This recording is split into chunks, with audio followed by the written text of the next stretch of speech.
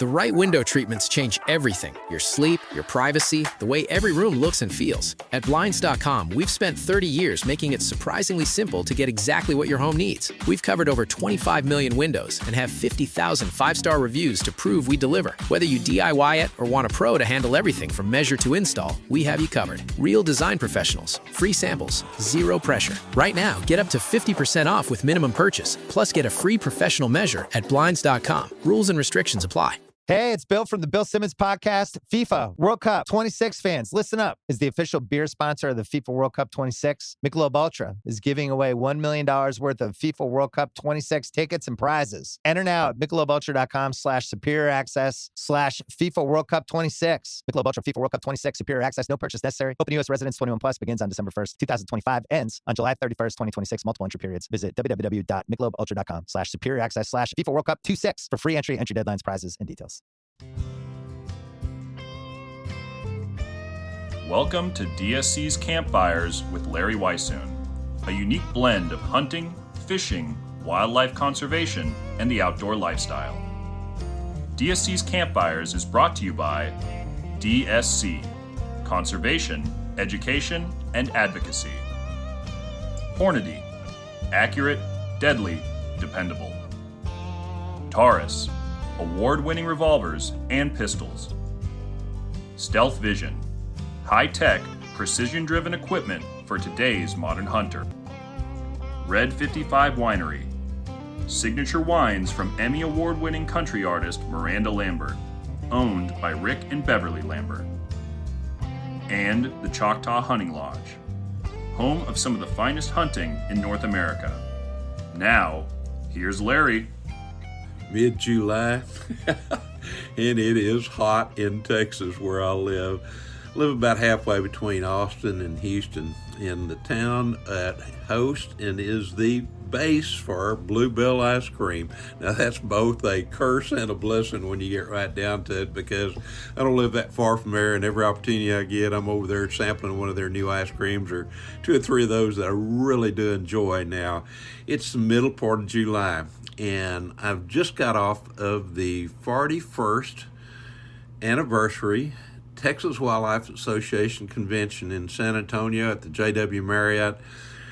TWA, if you will, Texas Wildlife Association, is an organization that I started back in 1985 with some friends of mine, particularly two of them. Murphy Ray, who with our brothers wrote Producing Trophy Whitetails years ago. That was kind of the Bible for all the wildlife management things we did with whitetail deer for a long time to bring them to where they are today. And the other gentleman was Gary Machen. Now, Gary was a dear friend in so many different ways as well, too. Hunted with Gary a lot, and Gary was one of those guys who didn't have a degree in wildlife, but I can tell you something, that gentleman knew more about whitetail deer and wildlife than most professional wildlife ever will. Now, Gary, too, was an unbelievable shotgun shooter. He was on the All-American Trap and Skeet team for several years, shot in... I think he was actually the world champion live pigeon shooter for 5 consecutive years. I don't think anybody's ever won that thing 5 years. Or 5 times, but certainly not 5 years in a row. And between the three of us, we really knew a lot of people in Texas, and all started with the Texas Wildlife Association years ago. I'd worked as a biologist in the Abilene, Texas area, and got to be very good friends with the district chief game warden there. His name was David Palmer. Well, I left Abilene and moved to South Texas to replace Murphy Ray as a technical assistant wildlife biologist, setting up management programs with landowners and hunting groups from about Corpus to San Antonio to Del Rio and a little bit north of there, but all the area that was south of there. And David went on to become, at that time, he was the assistant director of law enforcement and had moved to Austin. Well, things rocked on after we left, and one morning I got a call from David Palmer, and he goes, this is back when we just had the regular cell phones weren't even, well, they were probably thought of, but they hadn't come into existence yet. Got this call from David. He said, why, son, get your butt down here now. He said, there's some things going on down here with the TPWD, particularly in the Wildlife Division. He said that you need to stop. You need to get them stopped before they do anything or change things like they're wanting to change. Well, at the time, the gentleman that was in charge of TPWD, and I had worked with him, not ever under him, but worked with him as a wildlife biologist when I was with Texas Parks and Wildlife Department. I knew him, and so David told me a little bit of things. He said there's some things going on here that could adversely affect landowners. And if you know anything about Texas, Texas is a very independent group of people, of landowners, and about 95 to 99%, I guess if you'd start looking at taking in cities, probably closer to 95. And even if you include those, we're 95% privately owned. So what wildlife there exists in Texas pretty much is on private land. And you don't go out of your way to try to, cause some problems with the landowners. So that was kind of the thing that was going on. So I got on the phone. I knew the director of wildlife very well. I called him. I said, Gary Machen, Murphy Ray, and I'd like to come talk to you. And he goes, okay, if you guys have to. And I mean, we'd known each other for a long time. As said, Murphy had known him for a long time as well, too. And we set up an appointment to go visit with him. And in the meantime, I learned a little bit more about kind of what was going on. The Sunset Revision Act. Every 7 years, every state agency goes through the Sunset Revision Act, where they're reevaluated. And at that point, they can make some changes. So I knew this was coming up as well, too, and that was part of the thing that David Palmer was addressing. So set up this meeting. We showed up at the then fairly new, what we used to call the no-name building in Austin, the TPWD no-name building, and got inside and walked up to the director of Wildlife's office, and he kind of looked over our way and he said, guys, I don't have any time for y'all. He said, well, maybe here in a while. He said, y'all go on down to room 232. And he said, y'all wait for me there. And whenever I get finished with what I'm doing, if I've got time, I'll come talk to you. And we thought, man, that's okay, but not kind of what we expected. We at least expected, a little common courtesy of being able to sit down with this gentleman and talk. So we walked down to room 232, and lo and behold, it is a broom closet. He had sent us to a broom closet, knowing, of course, what he was doing. And I guess that was his way of trying to kind of halfway put us down in his own way. And so we stood outside and went and talked to several of the people we knew within the law enforcement division, and also beside David. And Mr. Chester Burdett was the director of law enforcement at the time. I knew Chester, and I knew several of the other people, as did Murphy and Gary, and we spent time talking with them, some of the biologists that were stationed there. And the director of wildlife figured he had enough time to where he could come talk to us. So we sat down with a little bit, and he said, guys, I'll tell you what, he said, there's three of you. He said, you're not going to be able, the three of you can't change anything. You can't prevent things from happening. You can't encourage things to go on. He said, y'all just go home. And so we were very gracious, and we left, and we walked out of the building. No sooner we walked out of the building, we said, okay, we need to do something about this. How about if we start calling some people, and let's see if we can form an organization, because he's right. The three of us really can do only so much, but as an organization, if we can bring in a bunch of people who speak for even more people, because so many of the people that we called, there were 50 gentlemen that we called and set up a meeting at then the Wow Hilton Hotel in Kerrville. I called Charlie Schreiner 4, and I said, 4, is there a way we can have a meeting there and explain? Oh my gosh, y'all just come on down. He says, I'll have a room ready for you. So we set up a date and got there, and I got up in front of the group. We had 49 folks there. The 50th person was a friend of mine who unfortunately had to go to a funeral, but he had told me, he said, Larry, I'll be there whenever I can get out of that funeral. And he showed up a little bit late, but I got up on the stage there and talked about why we needed to form an organization, what the value of it was, and some of the thoughts we had that we'd kind of talked about. And we decided to form the Texas Wildlife Association. Actually, I think it was called the Wildlife Association of Texas, is the way the charter was written up, under doing DBA as Texas Wildlife Association. And we elected some people to different offices, including McLean Bowman, who unfortunately McLean passed away a few years ago now, or a little over a year ago, actually. McLean was our first president. Gary was vice president. I think Murphy was either secretary or treasurer. And Since that time, we have come a very long way. That was back in 1985, and this is our 41st year of in existence. And the programs that have come out of TWA in terms of education with school kids within the state of Texas has been phenomenal. It serves as a model to so many of the other states as well now, too. The Texas Youth Hunting Group that we put together in conjunction with the Texas Parks and Wildlife Department a little bit later, well, guess what? We're up to about 50,000 kids that we've taken hunting and for their first time, most of them. And the thing is, there has to be a parent and guardian with them, and a lot of times that parent or guardian had never hunted as well, too. So when you get right down to it, the impact that we've made through that is just kind of hard to measure, quite frankly. Now, all those people, all those kids that went through the hunting program, are they going to continue hunting? You know what? Probably not. But that's not the important thing on this. The important thing is they know why hunting is important in having wildlife and habitat in the future. And when somebody says hunting is bad, they go, no, wait a minute. Now, let me tell you my experience. Let me tell you what I know from a scientific background.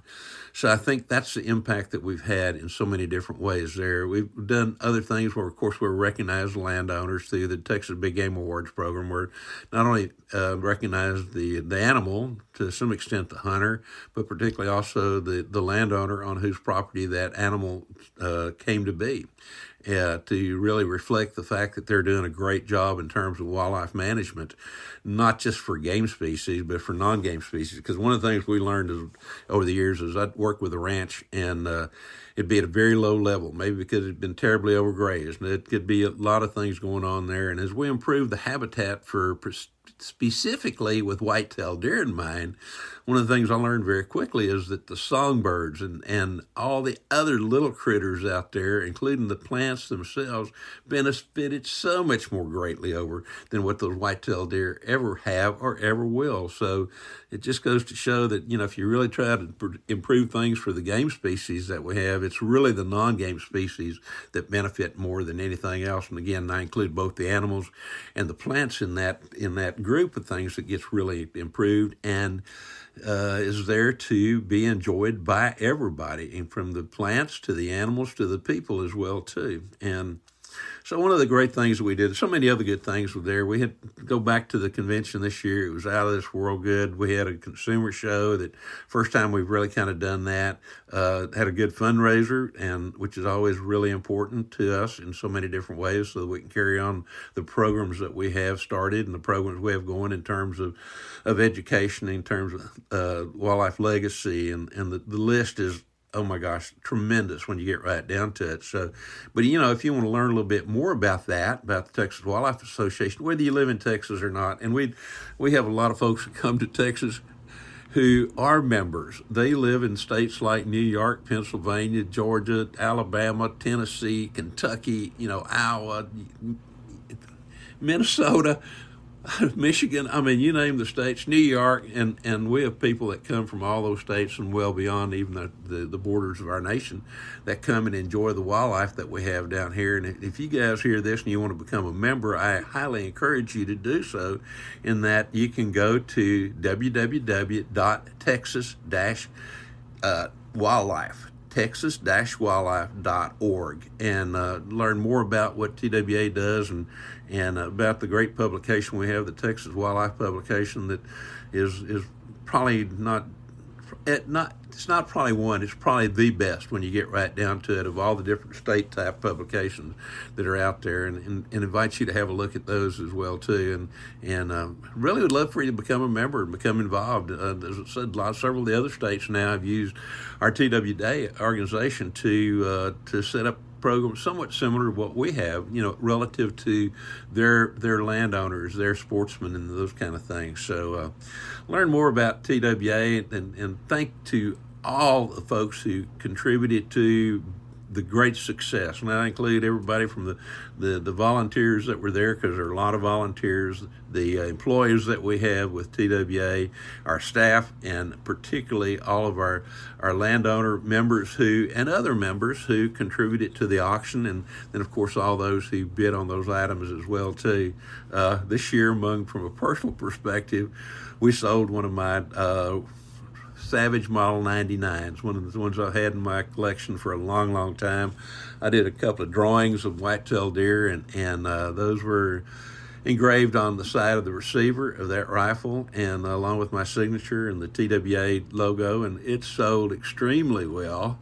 You can go see what it sold, because it was scary, I'll tell you, a proud, scary kind of thing. And then sold one of my brown Western hats too, that's been one of my dear friends and accompanied me all over the world on hunting trips, on speaking tours, and all those other kind of good things. So hated to see both of them go, but they go for an extremely good cause. TWA, as I mentioned, does so many great things, and I'd love for you to learn more about it as well too. And you can do that by going to texas-wildlife.org. Now, the week that this is coming out, I'm actually going to be home for a couple of days, doing a whole lot of things to try to get ready for the next convention that we've got coming up. Another organization I've been very much involved with since about 1987, got involved with it a little bit before, and then have seriously been involved with it, as I mentioned, since about 1987. Long has served as an ambassador to them, and that's the Dallas Safari Club. Don't let the term safari throw you. It's not an organization of people who only hunt big game. I'm talking about dangerous game. Yes, we do have an elephant as a logo, but that's to show how, an elephant is one of the smartest critters there is when you get right down to it. It's obviously the biggest land animal, so in a lot of ways it is the appropriate logo for DSC to have, our Dallas Safari Club. Now, the safari that's simply a term. It's a Swahili term for a walkabout, for an adventure, for something new to try. And basically, that's what it is. Because a lot of times when I get asked, DSC, what does that stand for? And it's the Dallas Squirrel Hunters Association. And they go, oh, okay. Well, here's the deal. We have got a great membership throughout the world, not just here in Texas. And again, don't let Dallas throw you. Dallas split off the Safari Club International back in about 1982. They wanted to have money to go to projects that they wanted to have done somewhat locally, and SCI at that point said, no, you can't do that. You have to send all the money to us, and we'll figure out where it's supposed to go. Well, Texans are independent, and as a result, they ended up splitting off and forming their own organization. They called it the Dallas Safari Club, because at that point, that was the highest grossing fundraiser chapter they had in SCI. And so they formed DSC, and here a few years ago, they started forming their own chapters. Well, we've got our summer show coming up. We call it our Summer Expo.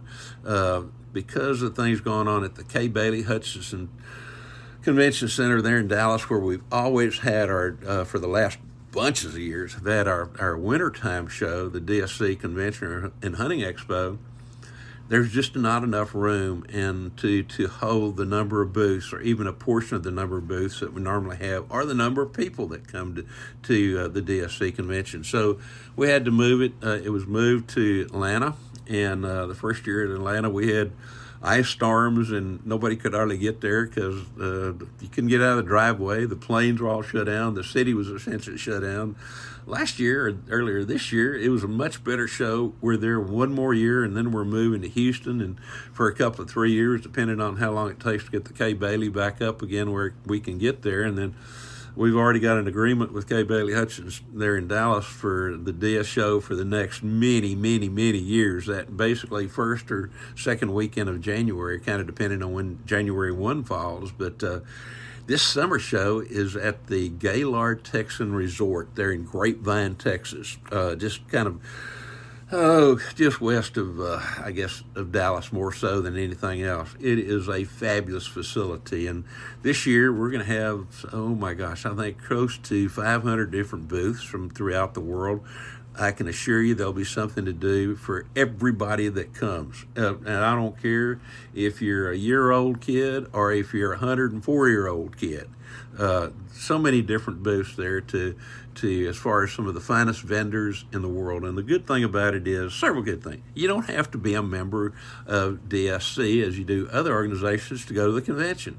You can just come. There is a daily pass fee that you can go, and you can learn more about that by going to biggame.org. But you do not have to be a member. And this year, it is a 4-day show. It's a Thursday, Friday, Saturday, Sunday. Got things going on, all kinds of great events throughout the day, not just the booths, things for everybody to do.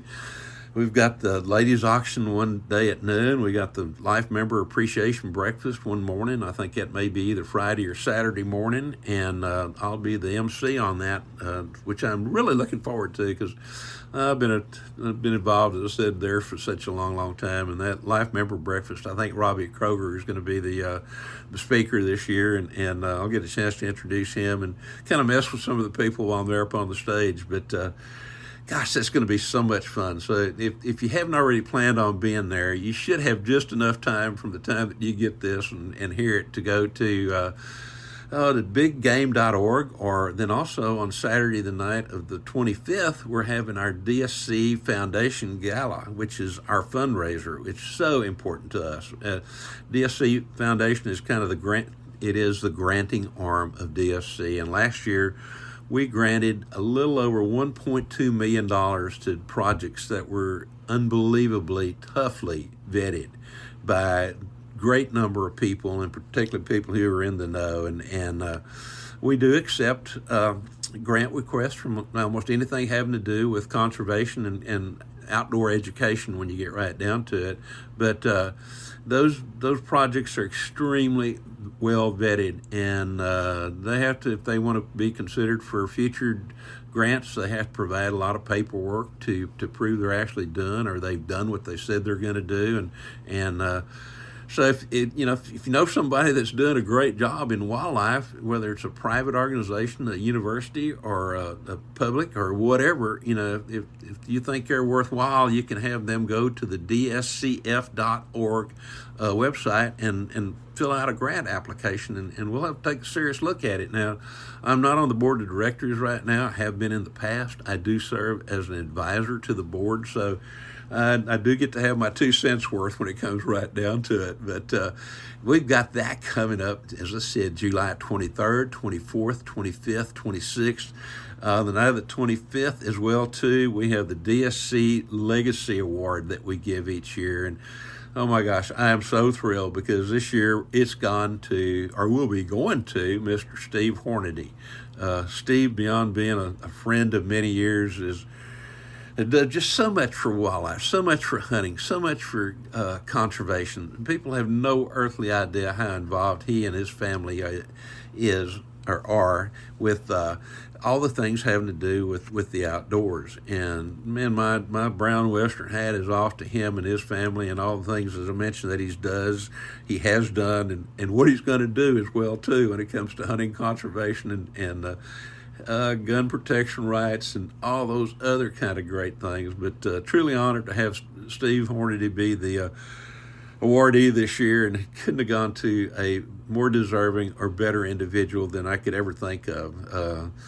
I'm going to have the opportunity to have Dr. Mike Arnold there as well too. Now, Mike was he is with the University of Georgia, head of the genetics department there, but a great writer, a great book writer, as author as well too, and a lecturer and a hunter and all those other kind of things. And we presented him with the DSC Foundation Educator of the Year in January there, or February, in Atlanta. So he'll be there, but we're going to have some absolutely great people there.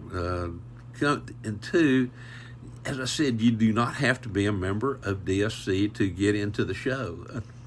Which please come if you can. If you're anywhere in that part of the world, come on out. It is a fabulous facility, and the show with all the booths and all the other things that we've got going on at the same time, all kinds of little extra special things. Russell Stacy, who's become our CEO of DSC and is also the executive director, if you will, of DSC Foundation, He and his wife, Mary Edith, and their daughter, Kaylee, have been involved with the DSC and DSC Foundation now for a bunch of years, and they've been program chairmen of our convention. And so let me tell you something. He came into this job with some great ideas based upon experience and with great enthusiasm, and has become a tremendous leader as far as DSC and DSC's foundation is concerned. And I can't wait for you to meet him in person and spend some time around him there at the DSC Foundation Gala, if you're going to be there that Saturday night. But certainly any of the time, if you see him around the show, during the summer expo, please go up and introduce yourself if you haven't already met. And I'll tell you what, he's a keeper. That entire family is a keeper, and it's been a long time since I felt this good about DSC and where we're going and where we are right now because of him and numerous of our other leaders, both in the DSC side of things and the DSC Foundation side of things. Ladies and gentlemen, there is no finer organization out there when it comes to anything having to do with conservation and education and hunter advocacy than DSC. I'm often asked, well, how does it compare to so-and-so?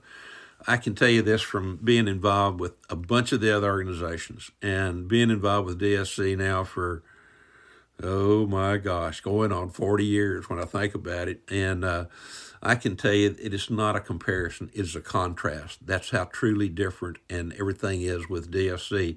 Basically run by volunteers, a very small staff there in the Dallas office, mostly run by staff when you get right down to it. And of course, now we also have our chapter system, and I'll mention that. I mentioned it in the past, but mention it again. We got chapters all over the U.S., and we're trying to expand outside of that. The unique thing about the chapters, each chapter is our own 501(c) tax-exempt organization.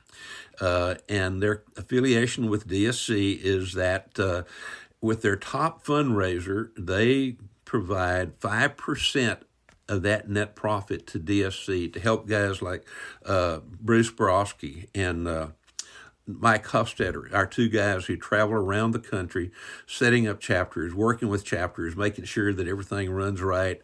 Those two guys do an outstanding job. And in the case of Bruce, his lovely wife is very much involved as well too. Well, 5% of the top fundraiser goes to DSC. 20% of the top fundraiser goes to the DSC Foundation to be granted. But the cool thing about it is that we give those chapters, each individual chapter, an option of several of our more popular grantees, if you will, but they can also say, hey, we want this money to go to XYZ in a local area. And you know what? It's going to happen. Now, they get to keep 75% of that top fundraiser to do with as they wish within the parameters of what you can do with a 501(c) organization. So they end up funding a lot of different grants as well themselves. Now, I keep coming back to the top fundraiser because let's say you raised, for instance, $10,000 on your top fundraiser, and you have a second fundraiser, and you net $9,999.99. Well, guess what? That $9,999.99, the local chapter keeps and does with what they want to. There's no other conservation organization in the world that even comes close to doing anything like that. And you get right down to it, there are not very many other organizations. You know what? I can't think of one, and I've looked into it to try to see if there's any other organizations that are set up such as DSC is, and there are none there. So all those things said, please come to the DSC Summer Expo. We're having some auctions as well, too, and the auctions, particularly for the one Saturday night, and I think even some of the others. Now, you can bid on those unbelievable items. We've got stuff that you can't get anywhere else when you get right down to it, or hunts you can't go on unless you buy them through our fundraiser. And you can go to onlinehuntingauctions.com. onlinehuntingauctions.com and go to the DSC Foundation little logo and sign up to bid and be right there in amongst them. Bids are open right now.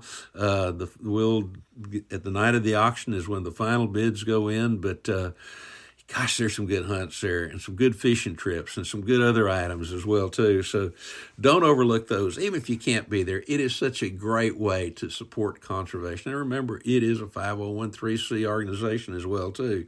So get with whoever does your taxes, and, you might be able to deduct at least a portion of what you spend there as well, too. So, and the money goes, we kind of serve at DSC Foundation as kind of a bridge, if you will, with nobody really collecting a toll from the money coming in to the money going out. So learn more about DSC Foundation by going to dscf.org. So that's the convention coming up. Well, I've got you here, and I've got kind of, the several weeks here in the summertime, I've been really trying to expand what we do to try to get the word out on a lot of different things. Now, those of you who listen to my podcast know it's a monthly podcast. It's an audio podcast. Well, I've decided that I'm going to start doing a bonus video podcast. When you get right now, I guess that's what you call it. Some people might call them a vlog or something like that. But for me, what this is a bonus at least once a month, quite often maybe twice a month, even 3 times a month, sometimes depending on what all is going on and where I am and what I can bring to you. But it's going to be anywhere from about a 20-minute to maybe even an hour long program. It's not going to be talking heads. I'm not one of these people. I listen to podcasts while I'm driving, the audio podcast. If I'm going to sit and watch a podcast or a vlog, I don't want to see 2 people. It's me talking, just me now. I don't want to see people just sitting there talking with earphones on their ears and a microphone stuck in their mouth and talking. So my video podcast is, again, not going to interfere with anything else, just a bonus. Those are going to be done very much like in the real world, real-time TV show while we're in the field. We may talk about a product occasionally or show you how to use something, but there'll be a reason for doing so. And on hunts, we're going to take you on some hunts that I go on anyway. And for a full show, you can go to our Sportsman's Life that you can find on YouTube, but also on Carbon TV. And some of those will be there, or there may be an abbreviated version there of some of what I've done, and then a much longer show, if you will, on the DSC campfires with Larry Weissoon. Now, the distribution of those is going to be through Carbon TV, but also I've opened up 2 YouTube channels, and both of these it'll appear on both of those. One of these I'll have a little bit more extra things coming up periodically, and then one of them will be pretty much just that monthly, twice monthly, 3 times monthly video podcast of DSC's Campfires with Larry Weissoon. And the 2 sites are Campfires with Larry Weissoon, and then the other one is Larry Weissoon Campfires. And they're both on YouTube. You can get the podcast, the audio podcast, at the first one there, Campfires with Larry Weissoon. All of those are there, but we'll also have the video one there, and then pretty much the Larry Weissoon Campfires is going to be pretty much, as I said, the video podcast from the field. Very few talking heads, except for maybe around a campfire, unless somebody's got something really important to say. Beyond all that, I'm still very active in Facebook with Larry Weissoon. Same thing with Instagram. Same thing with LinkedIn. And then just recently, I started a deal on TikTok. It is talking heads now of me telling stories, hunting stories, if you will.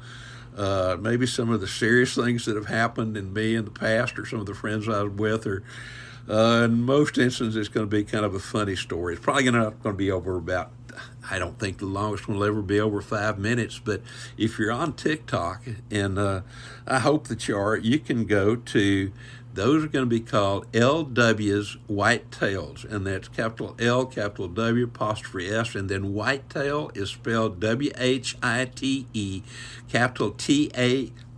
WHITE TALE. Now that gives you a thought about what it's going to be the truth, but it's going to be a good story in most every instance as well too. So all kinds of good places that you can find me on Facebook, on Instagram, on LinkedIn, TikTok, the YouTube channels, all those kind of good things. And then too, I do want to remind you that I do a weekly TV show with Luke Clayton and Jeff Rice called A Sportsman's Life, and we call it the Real World Outdoors. And it's Real World Outdoors because it's got some hunting, it's got some fishing, it's got some conservation, it's got some cooking, it's got a little bit of everything. And the beauty of it is it's a weekly show. So, here not too long ago, I went to a three-nation hunt that we sold through the DSC Foundation with Scandinavian Pro Hunters, which Mark and Carol Little graciously bought, and we filmed little segments in there one week. The week after I got back, guess what? It was on A Sportsman's Life. So all the things we do with that weekly show, it's one of those that we can do it very quickly, and it comes out the next week. Now, you can see that on YouTube, if you like, by the same name, A Sportsman's Life. But then really, if you want to see a lot of the ones that we've done in the past, and gosh, it's a weekly show, so I think we're up to about 300-400 shows now. You can go to our YouTube channel. Our YouTube channel is A Sportsman's Life, and great stuff there. I mean, Jeff Rice puts that together for us, and Luke and I both kind of film, as does Jeff, and it's a lot of fun. And I got a feeling once you look at it, you're going to say, "My gosh, it is real world whitetail." I'm real world whitetail. I'm thinking about whitetail deer already, and here we are in July, but it is real world outdoors. Honey, if we shoot something, that's good. If we don't, we're going to try to figure out why. We'll tell you why. If we catch fish, that's good. If we don't, if we do, we're probably going to fry them as well, too, and we'll show you how to cook all kinds of dishes. Luke Clayton is a fabulous camp cook, and, of course, Jeff and I like to cook as well, too, and both of us are pretty good about eating food. Actually, maybe all three of us are. So, anyway, invite y'all to go there as well, too, particularly to the YouTube channel. That's A Sportsman's Life.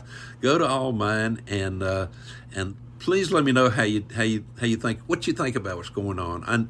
I love your comments, love your directions, love your questions. If you have a question about anything having to do with the outdoors, anything having to do with guns, hunting, and I don't hunt with a bow, but I do hunt with a crossbow occasionally. Of course, I love handgun hunting, and for years I hunted with a muzzleloader, and I've been very fortunate. I've hunted a lot of places across North America, but also hunted on 5 other continents. The only continent I've not hunted on is down in Antarctica, and it ain't going to happen, folks. So really appreciate you being with me. Again, please let me know what you think about what's going on. If you get a chance to go to the Spotify, iHeart, Apple, any of the rest of those, and leave a rating on how we're doing, that really helps as far as presentation and from getting presented it in the right light from those different platforms. And please get in touch with me. Let me know how you're doing, and I look forward to seeing at least as many of y'all as I can, or you can, at the upcoming July 23rd, 24th, 25th, 26th DSC Summer Show at the Gaylord Texan in Grapevine, Texas. And don't forget to bid on all the great items. Even if you're not there, you can do so by going to onlinehuntingauctions.com and support DSC and the DSC Foundation. Thank you for joining me, and I look forward to catching up with you somewhere down the road for real around a campfire. Thank you much. DSC's Campfires with Larry Weissoon has also been brought to you by The Crown Bar in LaGrange, Texas, the Texas Wildlife Association, Double Nickel Taxidermy, and Burnham Brothers Game Calls.